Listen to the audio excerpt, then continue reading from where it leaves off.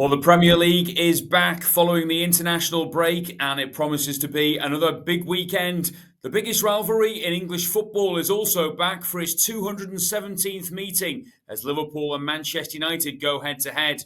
Meanwhile, the blue halves of Manchester and Merseyside also do battle on Saturday, while leaders Arsenal face another London derby. We've got it all covered on this week's Assist.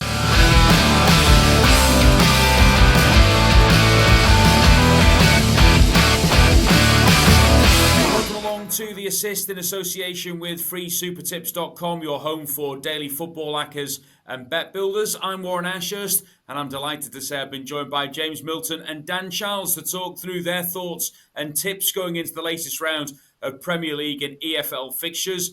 Don't forget, of course, as ever, to interact with us and give us your thoughts on the Racing Post YouTube channel. And before we get stuck into the action this week, one of the Racing Post's most popular videos of the year is back on Monday. The big jump off, giving you everything you need for the upcoming jump season. David Jennings, Paul Keeley, Tom Segal and Johnny Deneen are all in the Racing Post studio for what's bound to be another cracking show. Monday the 20th of October at 6 p.m. on the Racing Post YouTube channel. Not to be missed for those horse racing fans.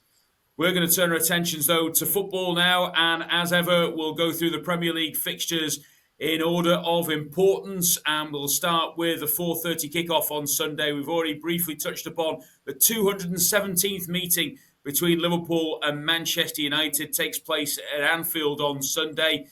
Milts, we'll start with you with this one. Obviously, Liverpool looking to try and bounce back after a little bit of a shaky patch before the international break. What sort of difference do you think that break will have made? Yeah, it's an interesting one, isn't it? I mean, I think you can spin it two ways. You know, sometimes managers just want to keep going if they're on a poor trot and just get it out of the system. I actually think this will be a nice little reset for Liverpool, and I think this is a great fixture for them to come back to. You know, Anfield will be rocking. We all know about the rivalry with Manchester United, and Liverpool's defeats, of course, at Palace and Galatasaray and then Chelsea all came away from home. They've won 5 out of 5 at Anfield, including that important win against Arsenal, who are now title favourites. So I think home advantage will help Liverpool end that mini slump that they had before the international break. Seems like a weekly affair now, Dan, that we talk about Ruben Amorim and his position. And obviously the home performances have improved greatly. But if he is going to turn this around and keep his job, things need to start picking up on the road as well. Well, yeah, United have been poor away from home for a long time now. I think it was 4 Premier League away wins last season, no win in 8 Premier League away games now, including the end of last season and the start of this. And you go outside of the league and that absolute disaster at Grimsby as well in the EFL Cup. So, I mean, in their goings, Liverpool have obviously had their... maybe, who knows? Maybe the sticky patch will continue, but I think I agree with James. I think that break has probably come at a good time for Liverpool. They are strong at home, and it still is one of the toughest places to go in the Premier League. And with that really poor away form for United, it's not the ideal venue for them to be heading to. Just looking at the stats a little bit earlier on, James, and 3 out of the last 4 meetings have seen both teams score. With both defences the way that they've kind of been in recent months, can you see there being goals in this one? Yeah, I think so. I think there may be more late drama, actually.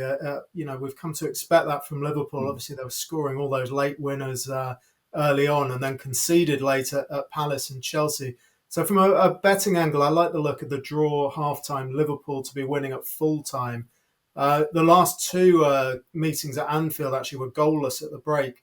And even when Liverpool won that game 7-0 3 seasons ago, that game was still 0-0 up until the 43rd minute. So I think, United could dig in for the first half, but I think they will be outclassed by Liverpool as the game goes on. Yeah, Dan mentioned United's away performances. The last 2 lost at Manchester City. And really pathetic display at Brentford as well. And I think, as I said earlier, I think this is a great chance for Liverpool to get back to winning ways. Yeah, for United, I suppose it's a case, Dan, of trying to hang in there as long as they can and maybe try and sneak a result. How do you see it going? Yeah, I'm sure that'll be the plan, but I just don't see that they've got the resilience to cope with this game.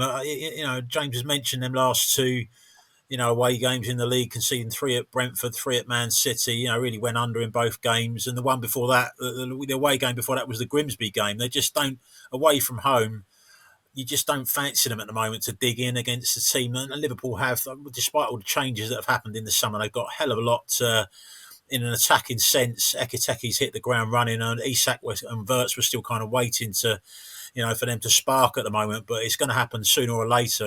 Maybe it'll be the moment for them this weekend. So, having said all that, then Dan, how do you see this one going then on Sunday? I can see a comfortable Liverpool win. Going to go with Liverpool -1 on the Asian handicap. So if they win by a single goal, you get your stakes returned. Anything more on a single goal win, is a winning bet and a decent price. I think around evens. I just don't see. I think Liverpool. I think the game at Chelsea, he probably made the change at half time. I'm not sure about. He should have done it when he brought Wirtz on. Zoboszlai to right back, emptied the midfield a bit, and I thought they were worse actually in the second half than they were in the first. I think he'd have learnt from that. It'll be a bit more solid from the start, but they'll kick on eventually and go on and get a comfortable win. Okay, well, both Dan and James feeling that Liverpool will come out on top. It's another Manchester against Merseyside clash on our second game of the week. It's a 3 o'clock kickoff on Saturday at the Etihad, where Manchester City take on Everton. And I think City obviously starting to flow a little bit more like we maybe expected earlier in the season, Dan, in terms of recent performances, and particularly Haaland. And Everton won't be able to call upon Jack Grealish this weekend. Yes, I mean, Grealish is a big blow for, a massive blow, obviously, for Everton. It's probably been their best player this season. Provides that kind of extra spark that goes along with the kind of the good organisation and the physicality that Everton normally brings to the table. And from City's point of view, they are starting to put a run together now. I mean, you look at 7 games now unbeaten, haven't lost since the end of August. That includes the good 1-1 draw they got at Arsenal. Nearly hung on for the victory there. The tactics were very different to what we're used to seeing from City, but at home they are still dominating games. The last 3 home games, they've won all of them with an aggregate score of 10-1 in their favour.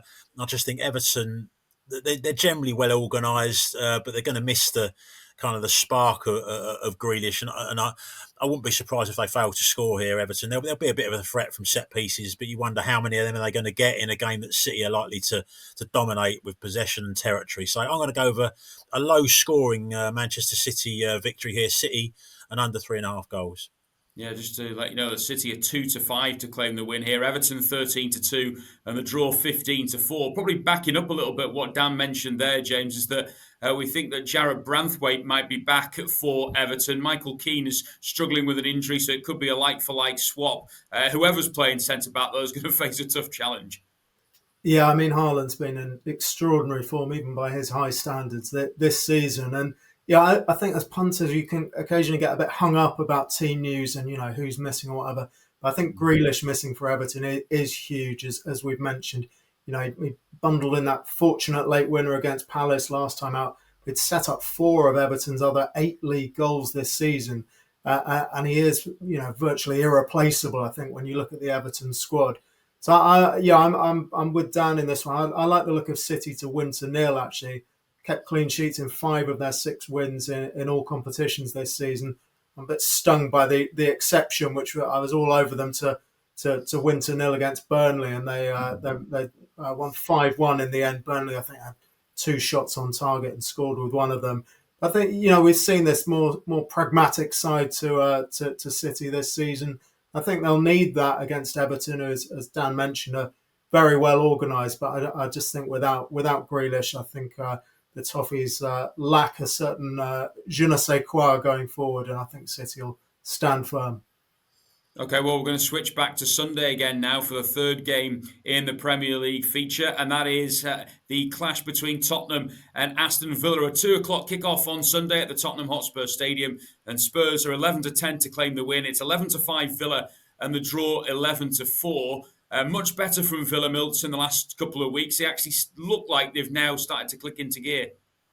Yeah, results have been better. Obviously, won their last 4 games now. I'm still reluctant to jump aboard the bandwagon. I think, they've not really faced anyone particularly serious opposition this season. Their wins have come against Bologna and Feyenoord in the Europa League. when you look at the outright betting for that competition, they're expected to dominate most of their opponents there. And they've beaten Fulham and Burnley in the Premier League. The Fulham game, they fell behind early. Probably a bit fortunate that Raul Jimenez got injured after scoring that goal.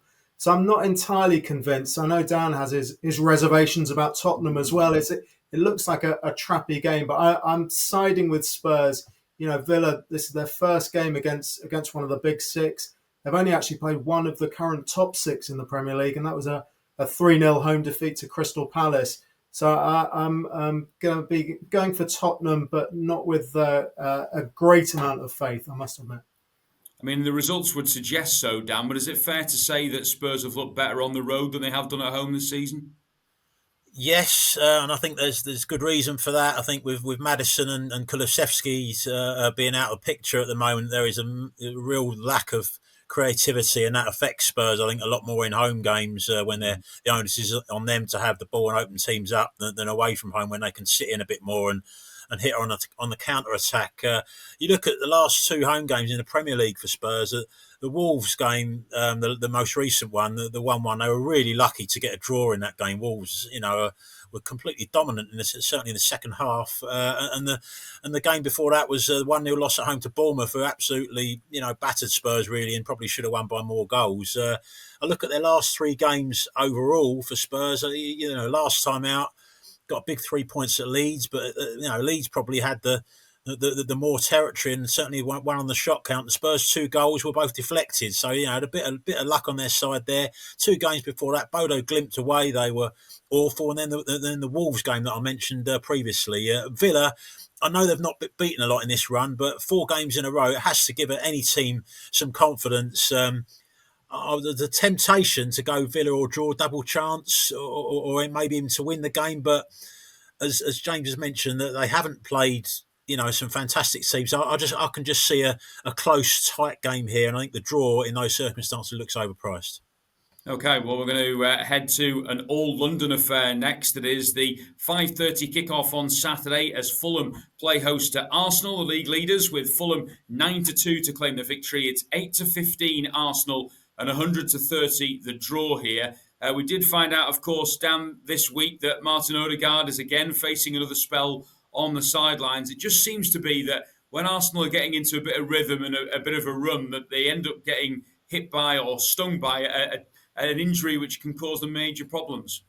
Yes, but they've got probably a stronger squad this year than they've had for a long time, and they're coping. They cope without Saka when he was out, early stages of the season. I think Saliba, had a bit of a miss for a game or two. They cope without him, and I just think that they have got at the moment the mentality and the quality to sometimes it's not always about the players that are out. You've got to look at who's coming in, and they've got quality players coming into those positions, and I think they'll probably have a bit too much for Fulham. Now, I wouldn't be piling into them on an acca, because a game after an international break is always I'm kind of always not sure about piling into a team for what is a tricky away fixture at odds on.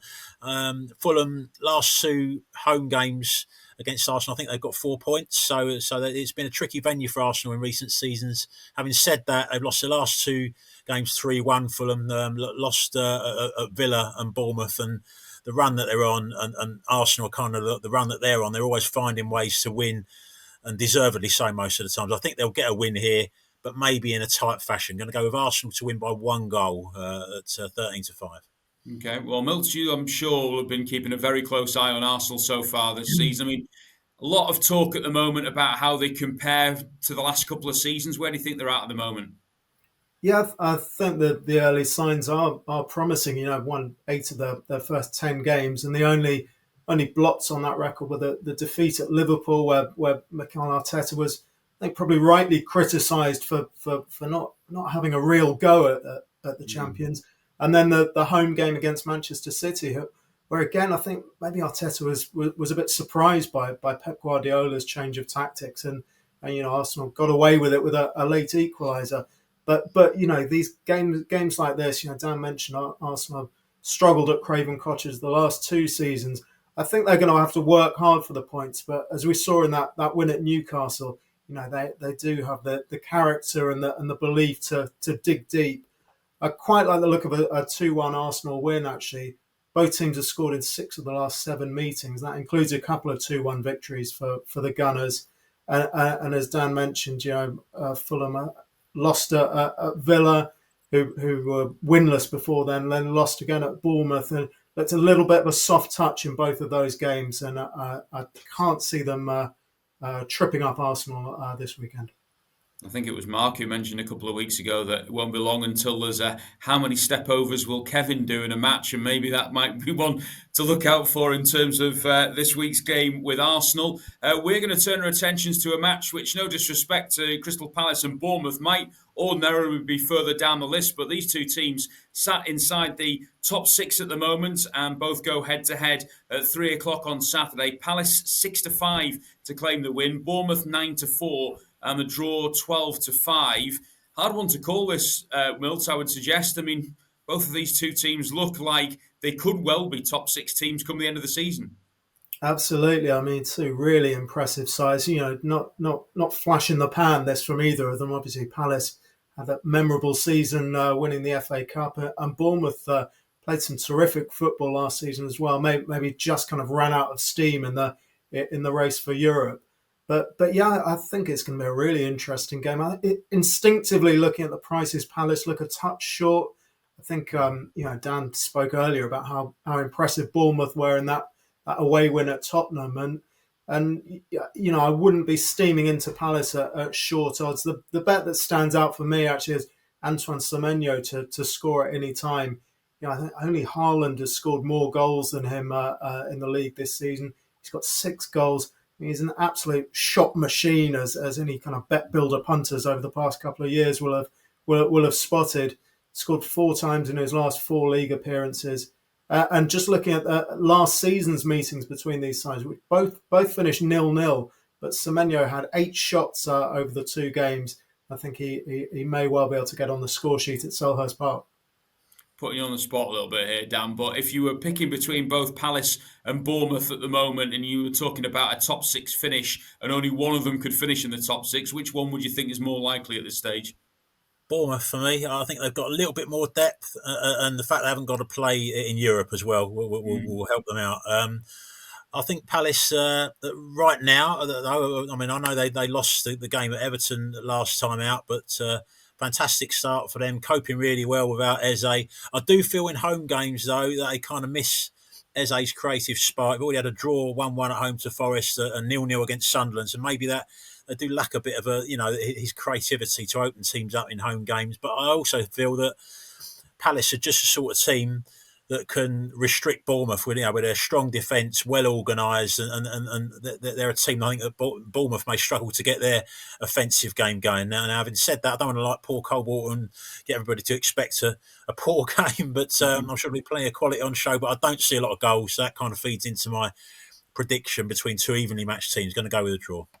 Okay, well, up next, it's a big game, arguably at the bottom end of the table. It certainly will be, you would think, come the end of the season, because Burnley face Leeds at 3 o'clock at Turf Moor on Saturday. Burnley 11-5 to win this battle of the sides that faced off in the Championship, of course, last season. Leeds are 5-4, and the draw is 23-10. It's already looking like a massive game, Dan, for Burnley in particular, because you can't afford to slip too far behind at this stage. No, this is one of them games. I actually think Leeds have got a much better chance of staying up, but I'm going to go Burnley to win this game. I just think it is a home form for Burnley is absolutely crucial, and at the moment at home they're not doing too badly. They've got the win against Sunderland, another fellow newly promoted team. The draw against Nottingham Forest, and only we're down to 10 men, and then conceded with that penalty in injury time against Liverpool. So that's the only Premier League home defeat this season. And you look at the form last season between these two. Burnley did actually take 4 points as well. So I just think that I think Leeds have got a better chance to start. A lot of that is due to Ellen Road. I think they're going to pile up quite a few points at home. I know they've got a good away win, deserved away win at Wolves, but I'm not sure they'll get lots and lots of points on the road. And this is still a tough trip for them. And at the prices, I just think Burnley in a close game, draw no bet, odds against, I'm prepared to take that. Okay, I mean, I suppose I would say that probably quite a few of the Leeds fans, Milt's slightly concerned about the tactics from Daniel Farke, especially when they go away from home. I just wonder whether he throws the dice here and decides to try and go at Burnley, or whether he thinks actually a point's not a bad result. Yeah, it'll be interesting to see, won't it? I mean, it's almost like the game that we'll cover later, Sunderland Wolves, where you think, both teams are going to be thinking this is a great opportunity for 3 points. I think Dan's spot on about home form for both of these clubs. And, Leeds impressive at Elland Road against Bournemouth and Tottenham, two decent sides in their last couple of games. But, they lost 5-0 at Arsenal, lost 1-0 at Fulham with that late own goal. And I just think, you look at the way these sides defended in last season's championship, conceded 46 goals in 92 games between them. And I just think it's going to be a tight, cagey affair. I think Burnley's attack has been shown up already in the top flight. We didn't have great expectations. Lyle Foster, their striker, is an injury doubt after international duty. So I think the odds about one or both teams not to score are really appealing, around 4-5 in this one. Well, we'll move on to a next game where the manager clearly is under a huge amount of pressure, and another has lifted the pressure on himself in recent weeks, and that's Nottingham Forest against Chelsea in Saturday's early kickoff. Big Ange really up against it at the moment, having taken over, of course, from Nuno Espirito Santo. Chelsea with Enzo Maresca getting that big win against Liverpool last time out. Forest 13-5 to win Saturday's lunchtime kickoff. It's 9-10 the visitors and 14-5 the draw. James, at the moment, it's hard to see a way out for Ange Postecoglou and Nottingham Forest. It's almost like you sense that the players haven't really bought into this. It's been such a strange start, hasn't it? Because I mean, a real frantic start. I mean, so he's winless in 7 games in 3 competitions, and those games were played in the space of 23 days, I think. 5 of them were away from home. I think there are excuses for him. Those away games included trips to Arsenal and Newcastle, and then Real Betis, who are a really decent side in the Europa League, and they got a 2-2 draw there. But, I'm making excuses for him. I'm not sure if the Forest fans or, more significantly, the owner are going to accept any excuses. And it is a really, really important game for Ange. We're wondering whether he'd even be in charge of this match after the international break. They got rid of Nuno in September. But, at time of recording, he is still Forest boss. And it's such a difficult game because Chelsea still beset with injuries. I'm wary of the sudden shift in narrative of that late winner against Liverpool. Without that, it would have been 9 points from 7 league games for them, and Maresca would have been under huge pressure.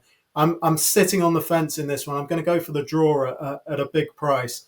But, yeah, it's going to be a fascinating start to the weekend.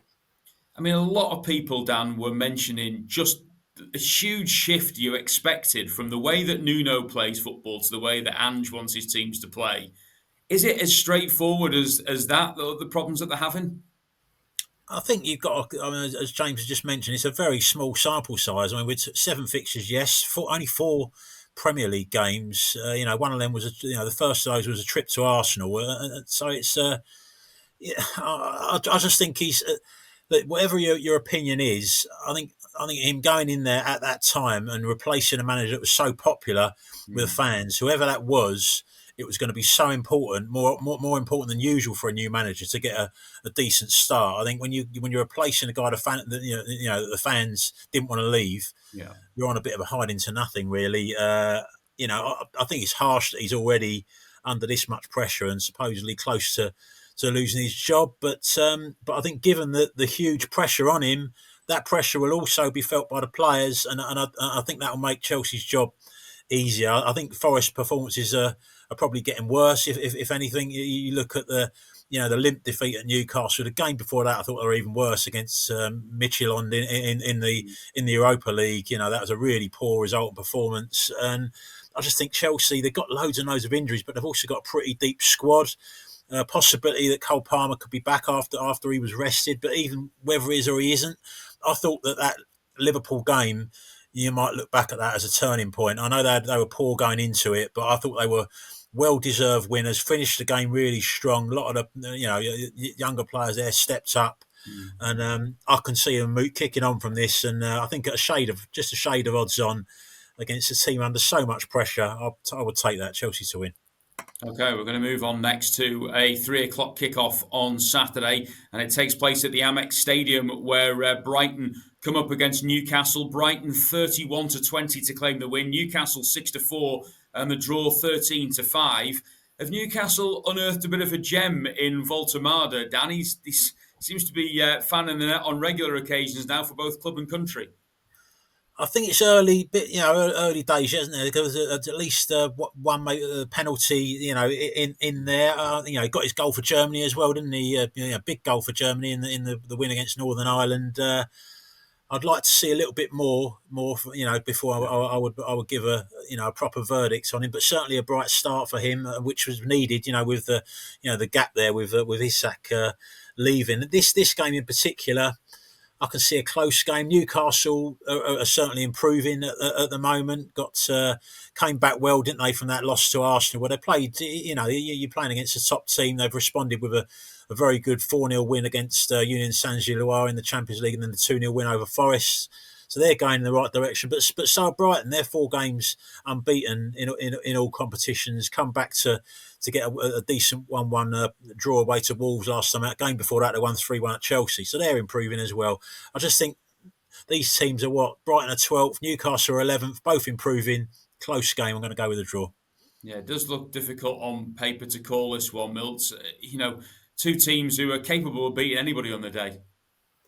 Yeah, absolutely, and I'm boldly going against the trend in this one. Newcastle's first 3 away fixtures all ended 0-0, so I'm confidently going for over 2.5 goals.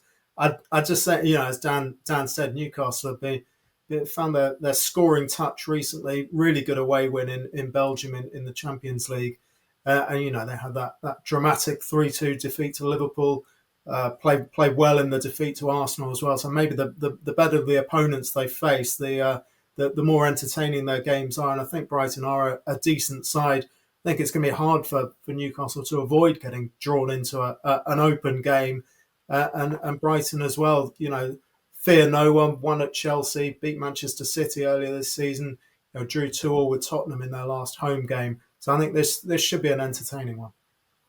Okay, 2 more games left to go then in this round of Premier League fixtures, and we head to the Stadium of Light next for a big game between Sunderland and Wolves. A 3:00 kickoff on Saturday, this one. Sunderland 7-5 to claim the win, 21-10 Wolves, and the draw 2-1. James, we'll focus firstly on Wolves because we've already mentioned a couple of times they've put in some decent performances in the last few weeks, but they still can't quite get that, boosting win that they need maybe to sort of kick them in the right direction. Yeah, absolutely. I mean, taking in isolation, 1-1 draws with Tottenham and Brighton are really good results for a team, in a survival battle. But they let slip leads in those games, and still 2 points from 7 matches, so they are under pressure. I just think the context of this game means that it should end up quite an entertaining contest because Sunderland have already got 11 points in the bag. I mean, I think even the most optimistic Black Cats fans probably wouldn't have dreamed of that at this stage, and they can play with a bit of freedom. And Wolves, must be looking at this game as a chance to get that first league win of the season. So I like the look of both teams to score at around evens. Sunderland, we spoke about Burnley and Leeds' home form. Sunderland scored 6 goals in their 3 home games. Both teams scored in 2 of those matches. And I think this could be another lively one. Where Wolves are at the moment, Dan, is it too early to start panicking in terms of the Molineux faithful? Have they shown enough to suggest they can still turn this around?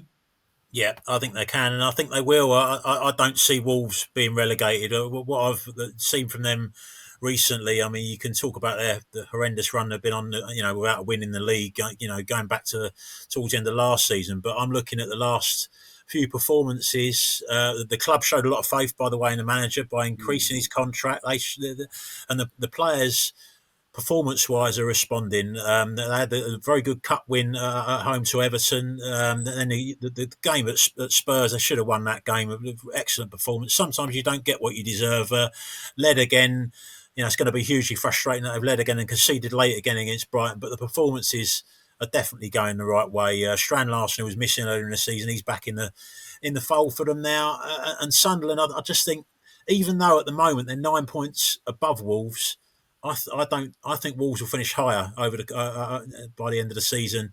The loss at Man United is going to be, been a bit of a knockback for them before the break, and I just think they've kind of been coming from behind late on, haven't they? They fell behind against Brentford and got a couple of late goals to win. The West Ham game at home was 0-0 for a long time until they kind of got a lot of late goals. I'm still not fully convinced by them. And Wolves, with the improvement they're showing, I think they'll crack it this week. I think they'll get the win. Wolves draw no bet for me. Did see an interesting stat this week that said in the last 10 seasons, every promoted side with 11 plus points after 10 games has survived. Just 2 of the 18 sides with fewer have stayed up, which is Bournemouth and Nottingham Forest. So, getting off to a decent start is often a big bonus to your attempts to stay in the top flight. But Wolves have started to show a little bit of resilience over the last few weeks, and we'll see how that will turn out. Also, another team who could do with showing a bit of resilience is West Ham, and they feature in our final game of the Premier League roundup as they face Brentford at Molineux on Monday, an 8 o'clock kickoff for this one. And of course, it will mean that the West Ham fans get to see the new manager for the first time after Graham Potter departed the scene and Nuno was brought in. How do you see that one going, Dan? Was it the sort of archetypal get him in quickly whilst he's available scenario? Possibly, yes, but I just think as well that partly, the whole mood of the fans, that often when the fans go after the owners, generally the manager gets a sack. That's what happened there. It was, maybe it was sped up a little bit by the fact that Nuno was available. But I just think at the moment, with that toxic atmosphere, I'm not sure. I think the West Ham fans could be probably more interested in barracking the owners than they are in welcoming their new manager, and that's not going to help the players on the pitch. I just think as well, he's gone into not just a tough job with the reaction of the crowd. I just think the group that he's inherited as well. You look at some of the forwards, Callum Wilson and Fulkrug are just so injury prone. There's a hell of a lot of reliance on Jarrod Bowen to kind of do the business for them up front. I think Brentford, despite what they lost in attacking areas in the summer, I think they've got quite a bit more potency in attack, and they've actually started. They've had 2 wins and 4 defeats, but I think performance-wise, Brentford have probably done better than a lot of people would have expected. Won't be as much pressure on them going into this game. They can kind of feed off the negative atmosphere, and if they score first, I just think they'll go on and win the game. I'm going to go with Brentford, draw no better odds against. Just to run you through the prices, West Ham 29-20 to claim the win, Brentford 9-5, and the draw 12-5. How do you see this one going, Milts? Yeah, I like Brentford as well. Almost 2-1. I think they're worth chancing in the match betting. Echo what Dan says about the atmosphere at West Ham. They'd never got any new manager bounce when Potter arrived at the start of the year, and I fear for Nuno as well. I think they're probably a team that you want to be backing at bigger odds away from home. Obviously his reign started with a 1-1 draw at Everton, not a bad result. 2-0 loss at Arsenal. I mean, West Ham, we mentioned their attacking weakness, and they failed to register a shot on target there. And you just look at them, and Dan's mentioned their attacking options. You just feel like when it's up to them to take the initiative in a home fixture like this, where they are favourites, you just don't really fancy them at all. And I think Brentford can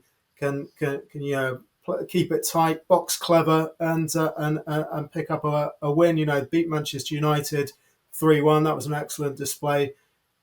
Competitive against Manchester City, only lost 1-0.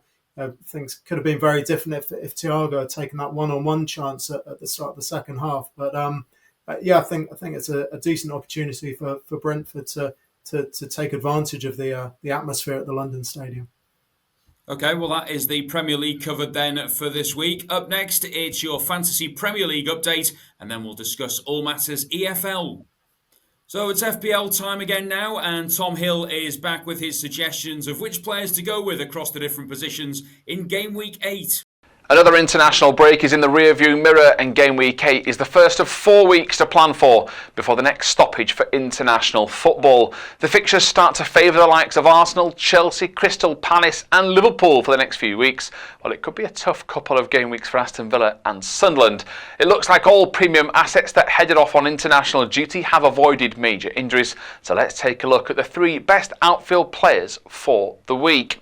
The theme of the week looking ahead is premiums. Our defender recommendation for Game Week 8 is Gabriel, priced at 6.3 million. The Brazilian was our pick and many people's fancy in Game Week 7. He returned 9 points to make it 22 from 2 game weeks. Arsenal face Fulham this weekend, and according to the data experts, they have a 43% chance of keeping a clean sheet. The Gunners have the best XG against that in the league at 4.3. After 7 games, David Raya has already kept 4 clean sheets this season. The Cottagers have avoided defeat in their last 2 against Arsenal at Craven Cottage, but Marco Silva's men have scored 8 goals in 7 games this season. Gabriel has another solid chance of securing a clean sheet, and his aerial threat from set pieces is always going to tempt managers into picking him. In midfield, Chelsea's Enzo Fernandez was a real option for us against the hapless Nottingham Forest since Ange Postecoglou took charge, but his recent knee injury forces us to look elsewhere. He might be the most transferred player out this week, but Mohamed Salah at £14.4 million could make all those managers regret that decision. Compared to his usual standards, Salah has scored 34 points in 7 weeks, and while he has last scored in Game Week 4, he faces Manchester United this weekend. The Red Devils have an expected goals allowed figure of 9.9 under Ruben Amorim so far, and Salah has a tremendous record against Sunday's opponents, having scored 13 goals and secured 6 assists in just 15 starts. He's frustrated managers so far, but this could be the best time to back him in a plum home fixture as most of the FPL world lose faith. For the 3rd week in a row, Erling Haaland is our striker pick of the week. He's now priced at £14.5 million, but Manchester City are expected to score the 2nd most goals this week behind Liverpool, as Pep Guardiola's side faced Everton at home. Haaland has scored in 5 consecutive matches, taking his tally to 9 for the season. In a boost for City, Haaland was sent home from international duty early. There's no worry of him being fatigued. While David Moyes' side will expect to hold firm at the back for large periods, the thought of not owning Haaland in this vein of form is a horrible prospect. Game Week 8 captaincy is simple once again this week for those that own Haaland. He's a safe option against a Toffees team that have conceded 5 of their 7 goals this season away from home. He's also scored 3 goals in City's last 3 home matches against Everton, and there's no evidence or data to suggest he's about to regress anytime soon. Alternatively, Mohamed Salah's tasty home fixture against Manchester United and the huge sales of the Egyptian could mean this is a great week to be a little bit different. If he holds, as he usually does against the Red Devils, managers could find themselves on the rise in their mini-leagues. United have conceded 7 times in 3 away games, and with people starting to question his form, it would be very typical of Salah to make a massive statement as Liverpool look to get back on track. Well, a big thanks then to Tom Hill for his FPL update. We're going to dip into the EFL now, and without a shadow of a doubt, the biggest story in the EFL over the last week or so has been the managerial change at Luton. Matt Bloomfield has gone and has been replaced by a high-profile addition in Jack Wilshere. Firstly, Dan, what do you make of that decision? Firstly, to get rid of Bloomfield, and secondly, to bring in Wilshere? You could argue that Bloomfield, could have had a bit more time. He's kind of inherited a tricky situation in the Championship last season. They went down, but they picked up quite a lot of points towards the end of the season. It was just because a lot of the teams around them were responding as well. I think Derby went on an amazing run towards the end of the season. I think they went down on 50 points, which is. So you could say that he didn't do a terrible job when he came in, even though they went down, which is strange to say. And then this season, a lot of change in the squad.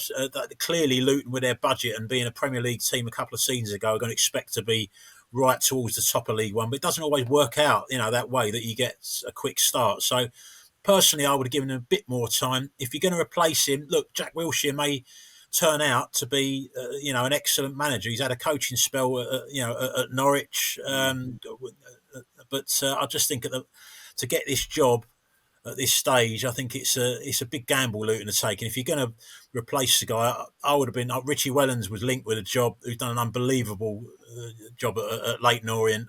He would have been the guy that I would have gone for. But now we'll have to see what happens.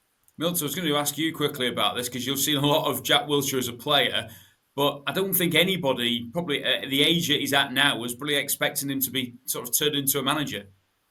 Yeah, I mean, his career sadly was kind of on fast forward, wasn't it, because of all those injuries. So maybe he's had, he is still very young, but he's had a long time to start thinking about his decisions post playing career, and yeah, I mean, I was reading quotes about players he played with that saying that even as a teenager he had that kind of tactical awareness, and you saw it as a player. All too infrequently, sadly, but I was at the game when he was 18 and ran the show against Barcelona, and yes, I wish him all the best. But yeah, I think Dan's right. It's given the pre-season expectations at Luton, it's a big job to go into for your first role. Stark contrast. He featured against Barcelona as a player. He was up against Mansfield on Saturday afternoon at Kenilworth Road. It'll be interesting to see how Luton get on in that one. Time now to look at Dan's best bets across the EFL. And Dan, will start off in the Championship. Which game we're looking at here? I'm going to go with Derby, draw no bet to win away to Oxford.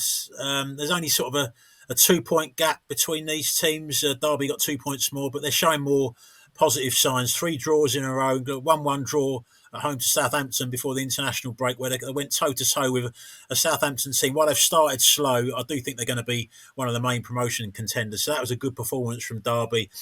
Oxford gone 3 games without a win. I watched their game at Watford before the break. Watford were on the brink of sacking another manager, but which obviously we didn't mention in the management segment because it just happens so often anyway. But I think Oxford in that game against the Watford team that haven't been playing that well and a bit disjointed, I was actually quite disappointed with Oxford. They took the lead early and then really subsided. So I just think Derby, given the improvement that I've seen recently going to Oxford, I think odds against draw no bet, I think is a good bet there for Derby. You just briefly touched upon it there, Dan, and you see quite a lot of Watford. Javi Gracia back then at Vicarage Road. Did you see that coming from a while off, or is this a bit of a surprise? I didn't see it coming. Apparently they were. It's coming out now. There's talk they were looking to get him in the summer, but he had an accident, broke 8 ribs apparently in his home, and wasn't ready to take the job at the time. So maybe Petzolano there was on a bit of a hiding to nothing. And when Grazia became available, he was always the man that they wanted. I think he certainly inherited a really good squad that people are going to criticise Watford because they're 10th in the league after 9 games, but let me tell you, they have signed a lot of good players in the summer. There's a lot of individual quality there, and if Grazia, comes in with the kind of freshness and the positivity and the tactical brain that he had the first time round at Watford, he's got a good chance of succeeding. Yeah, we'll keep a close eye on what happens at Vicarage Road over the next few weeks. Derby is the selection in the Championship for Dan. Who are we looking at in League One, Dan? Going to go with ex-Watford manager. There's a lot of them around. Tom Cleverley in charge of Plymouth, playing at home to Wimbledon. I think Plymouth at home will win this game. These 2 teams, Wimbledon come up from League 2. Plymouth went down from the Championship. And kind of like the momentum, continued, positively for Wimbledon, negatively for Plymouth at the start of the season, where Wimbledon started well. Plymouth sort of struggled to get going, but that's starting to show signs of wearing off a little bit now. Plymouth have got 10 points in the last 5 games. Now, Wimbledon are on a decent run, but taking in isolation, their 1-1 draw at home to Port Vale last weekend was an ordinary performance. Port Vale were much a stronger team and should have won the game. So that would be a bit of a warning sign, I think, for me that Wimbledon are going to struggle, I think, to stay in the top 6. And a trip to Plymouth, who are now improving, and Home Park is a tough place to go to when Plymouth are playing well. I think Plymouth will be too strong. Okay, so that is the Championship and League One covered. And League Two, who are we looking at here, Dan? Going to go with Colchester to win at home to Harrogate. Now, these teams both on 14 points, but they're kind of going in different directions, I feel, at the moment.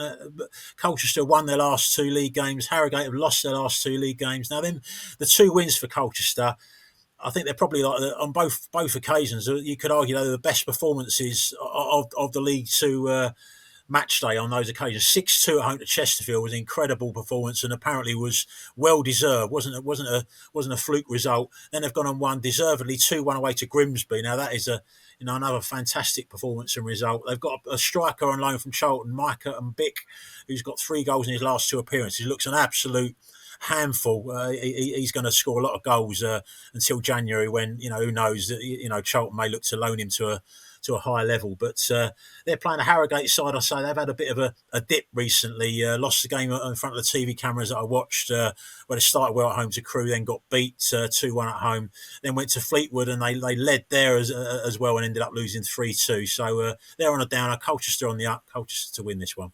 Okay, so just a reminder of Dan's 3 EFL bets across the 3 leagues, Derby, Plymouth and Colchester. And it's James's turn now as we head out to the Premier League Bet Builder. So this week's Bet Builder is going to be on the biggest game of the weekend. It is Liverpool against Manchester United at Anfield. And what selections are we looking at here, Mills? Yeah, we're going to kick off with Liverpool to win. I think it's easy to get kind of caught up in the mayhem of all these late goals in Liverpool's games. Let's take a step back. Let's look at the bigger picture. They were worthy champions last season when Manchester United were terrible. I'm not sure Liverpool's standards have dropped that much this season, and I'm not sure United have improved at all. And Liverpool have won 5 out of 5 at Anfield. I think they are going to be too strong for the Red Devils. So poor away from home for some time now. Really bad at Brentford in their last away fixture. And yeah, Liverpool to win, put their troubles from before the international break behind them. The second leg, I'm going for Dominic Szoboszlai to have 2 or more shots. We obviously are waiting on team news to find out whether he's going to start at right back or central midfield or number 10 or left wing, but wherever he plays, he seems to have been brilliant this season. Terrific start to the campaign. That continued with Hungary in the international break. He scored a late equaliser against Portugal this week. And he really has shown his versatility and class for Liverpool this season. Had 13 shots in his last 5 league games. Obviously, the pick of those was that brilliant free kick against Arsenal. And he also had 3 shots in the Champions League home win over Atletico Madrid. I think Manchester United are going to struggle to keep him quiet. And we're going to wrap up the bet builder with Benjamin Sesko to commit 2 or more fouls. I think United are going to have to dig in and put themselves about if they're going to unsettle Liverpool at all. And that starts from the front. Sesko was booked 5 times in the Bundesliga last season for RB Leipzig, averaging 1.9 fouls per 90 minutes in the Premier League. Just looking at his tackles in their last game against Sunderland at home, he made 3 tackles. And I think he's going to be even busier at Anfield, trying to break up Liverpool attacks and obviously trying to ruffle their centre-backs. So I think he'll be keen to impose himself at Anfield, but could end up attracting the referee's attention. Okay, well, that's James's bet builder then for the Liverpool-Manchester United game. We'll move on now to the Assist Treble, where one selection from the 3 of us, and we'll start off, Dan, with your pick first. Who are you going with? Yeah, Colchester to beat Harrogate. Like I said, them Colchester performances recently against Chesterfield and Grimsby as good as any other team in the division. I think they're going to be pushing up at least towards the playoff places. Harrogate, I think, are going to be kind of just trying to make sure that they avoid getting sucked in, towards the lower end of the table. I think they'll struggle there at Colchester. James, what about your pick? Yeah, I'm going for Swindon to win at Accrington in League Two. Swindon absolutely flying, won 6 of their last 7 in the league. Only defeat was at Salford, where they conceded an injury time goal to lose 3-2. And Accrington lost at home to struggling Newport last weekend. I think they're going to struggle again against Swindon, who won at Newport, even though top scorer Aaron Drynan was injured in the warm-up. But he should be back this weekend. I think they look a really tempting bet at odds against to win at Accrington. 2 League 2 selections from the guys. Then I'm going to hop up into League 1, and I'm going with Stockport to beat Exeter at around about 2-1 on. The hosts are up to 4th now after 3 wins and 2 draws in the last 5 matches, and Exeter have managed to secure 4 points from their last 2, but that included a bit of a smash and grab raid at Lincoln, where they were battered for long periods, got a late winner in that game, and then they followed that up with a home draw against fellow strugglers Reading, which wasn't particularly impressive. Stockport did the double over the Grecians last season as well with 2-0 wins, and I can see the Hatters coming out on top again this weekend. So we're going with Stockport, Colchester and Swindon as the hat-trick attempt this week. On the assist, we're going to cover the naps of the week next, and Dan, we'll start with your nap first. Yeah, going to go with Plymouth at a shade of odds against the home to AFC Wimbledon. Plymouth are starting to find their feet now at the level for 4 wins in the last 6 home games in all competitions. So they're getting into their stride at home, and this looks like a tough trip for Wimbledon. They're in the top 6 at the moment, but looking at their performance against Port Vale last week, and I think a mid-table finish would be more realistic. Milts, what are you looking at in terms of the nap? Yeah, I'm going for Cardiff to win and both teams to score against Reading in League One. Cardiff looked like serious promotion contenders, scoring plenty of goals at home. Their last home game was a 4-3 win over Leyton Orient. I'm expecting another entertaining one against Reading. Reading actually start the weekend in the relegation zone, but they've scored in their last 9 matches. So I think they can land a blow on the Cardiff defence, but may end up losing the game in Wales.